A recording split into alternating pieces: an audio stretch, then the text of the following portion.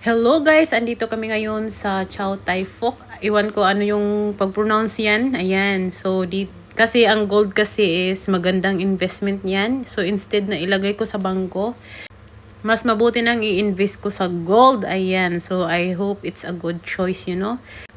Palaging nagtaas ang gold pero yung tubo mo sa pera sa bangko ay nako, may kaltas pa yung interest. Kapiranggot na nga kinakaltasan pa. Ito ba yun? Pakita ka dito sa camera ko. Kita ko din. Ito na lang ata. Patitan mo. Madam, this one lang.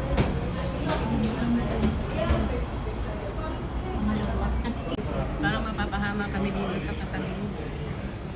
Ayan. Maganda rin yung napili mo, at. Saan talaga? Kasi soft siya. Maganda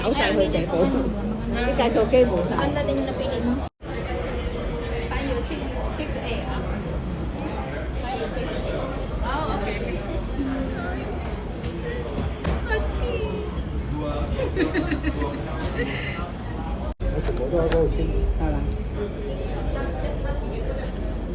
Oh.